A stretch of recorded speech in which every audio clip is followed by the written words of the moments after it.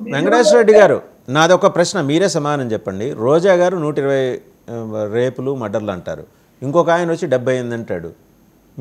మీలో మీకే క్లారిటీ లేదు ఎన్ని జరిగినాయి అని. ఒకవేళ నిజంగా జరిగితే ఎందుకు అంటే మీకు ఒక పార్టీ ఒక పద్ధతి పాడు ఏమి ఉండదా మీకు? వీటిని అబద్ధాలు అనేది అంటారా? చెప్తారు, సమాధానం చెప్పనిస్తారా? రైట్. మేము చెప్పినవి అబద్ధాలని మీకు అనిపిస్తే, ప్రభుత్వానికి అనిపిస్తే, ఇన్ని జరిగినాయి, ఈ విధంగా ఇంతమందిని అరెస్ట్ చేశాము, ఈ విధంగా పలానోళ్ళు వీళ్ళు ముద్దాయిలు అని చెప్పేసి మీరు ప్రభుత్వం తరఫున ప్రజలకు వివరించాల్సిన బాధ్యత ప్రభుత్వానికి ఎవరిది? ఇక్కడ ప్రభుత్వం నోటీసులు ఇవ్వాలి వాళ్ళకి. ఎవరైతే చెప్పారో వాళ్ళకి నోటీసులు ఇచ్చి ఆధారాలు చెప్పకపోతే వాళ్ళని అరెస్ట్ చేయాలి. ఆయన కంప్లీట్ చేయండి, చేయనిచ్చిన అబద్ధాలు ప్రచారం చేసినందుకు. లేదు, ఆయన కంప్లీట్ చేయనియండి, చేసిన తర్వాత మాట్లాడదాం. రైట్. వెంకటేశ్వర రెడ్డి గారు మాట్లాడండి.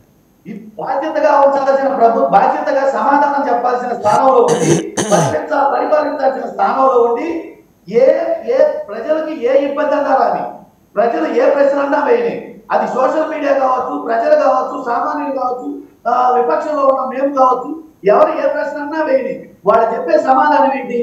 జగన్మోహన్ రెడ్డి, వైఎస్ఆర్సీపీ, గత ప్రభుత్వం.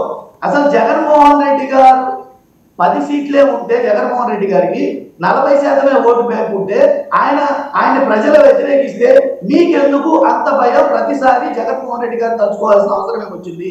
మీకు 164 మంది శాసనసభ్యులు ఉన్నారు, సఫిషియెంట్ గా కూటమికి బలం ఉంది. బలం ఉన్నప్పుడు మీరు సక్రమంగా ఏ సమస్య లేకుండా పరిపాలించాల్సిన మీరు జగన్మోహన్ రెడ్డి అని ఎందుకు కలవరిస్తున్నారు? ఎందుకు ఆయన అంటే అంత భయం మీకు? ఎందుకు వైఎస్ఆర్సీపీ పార్టీ అంటే అంత భయం? ఈసారి అధికారం కోల్పోతున్నారని, ప్రజలు మళ్ళీ మిమ్మల్ని గెలిపించారని, లేదు మీరు ఇచ్చిన హామీలు నెరవేర్చలేదు కాబట్టి ఈసారి అధికారంలోకి రానివ్వని. ప్రతిపక్షం ఏంటంటే మేము అధికారంలోకి రావాలంటే. వెంకటేశ్వర రెడ్డి గారు మాట్లాడేది ఎట్టుందంటే, మాకు భయం కాదు, మీకు అసెంబ్లీలోకి అడుగు పెట్టేదానికి ఉచ్చబడిపోయి మీరు రాకుండా నిలిచిపోయినారు. గత 5 సంవత్సరాలలో ప్రతిపక్షాన్ని మీరు ఏ విధంగా నిర్మూలించాలని ప్రయత్నం చేశారో, 40 సంవత్సరాల రాజకీయ అనుభవం, 15 సంవత్సరాల ముఖ్యమంత్రిగా, 15 సంవత్సరాల ప్రతిపక్ష నాయకుడిని కూడా చూడకుండా మీరు అసెంబ్లీలో ప్రవర్తించినటువంటి తీరు ఎంత దురుత్సాహకరంగా ఉండిందో ప్రజలు చూశారు. సురేంద్ర నాయుడు గారు ఆయన కంప్లీట్ చేయండి. ఎలాగో నెక్స్ట్ మీరే మాట్లాడతారు. సురేంద్ర నాయుడు గారు ఆయన మాట్లాడాల్సినవి, నేను అడగాల్సినవి ఇంకా చాలా ఉన్నాయి. కాసేపు మీరు శాంతం. రెడ్డి గారు మీరు మాట్లాడండి. మాకు భయం అయితే మేము ఇప్పటికీ చెప్తున్నాం, మేము మళ్ళీ వచ్చే ఎలక్షన్ లో సురేంద్ర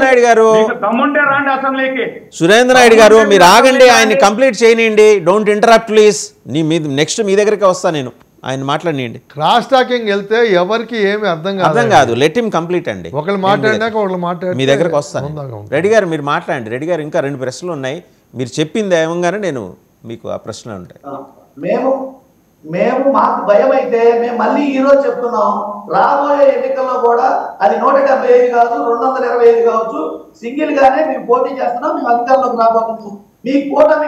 మీ కూటమికి దమ్ముంటే పొత్తులోనే వస్తారా, లేదు ఇదే పొత్తు కొనసాగుతుందా, లేదు విడివిడిగా పోటీ చేస్తారా? చెప్పండి. 175 స్థానాల్లో పోటీ చేసే పార్టీ అసలు మీలో ఉందా? వాళ్ళ భవిష్యత్తు గురించి పక్కన పెట్టండి రెడ్డి గారు. కూటమి భవిష్యత్తు పక్కన పెట్టండి, మీ వర్తమానం ఆలోచించుకోండి. నేను ఇందాక చెప్పినట్టు లోక్సభ మాజీ సెక్రటరీ జనరల్ చెప్పాడు ఏమని, అయ్యా ఇది స్టాట్యూటరీ, దీనికి చట్టబద్ధత లేదు, లాలో లేదు. సో మీరు చేయాల్సింది ఏంటంటే అయ్యన్న పాత్రుడి గారి దగ్గరికి ఆయనకు మంచి మూడ్లో ఉన్నప్పుడు వెళ్ళి, అయ్యా అయ్యన్న పాత్రుడు గారు మొత్తం 11 మంది మేము, ఏదో మీ సంతోషం అంటే అప్పుడు ఇచ్చినా ఇవ్వచ్చు. అది ఆయన పూర్తిగా ఆయన డిస్క్రిప్షన్ మీద ఆధారపడింది.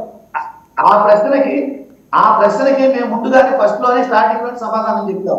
అది ముగిసిపోయిన అంశం, అది కోర్టులో ఉంది. కోర్టు తీర్పిస్తే ఆ తీర్పును మేము శిరసా వహిస్తాం.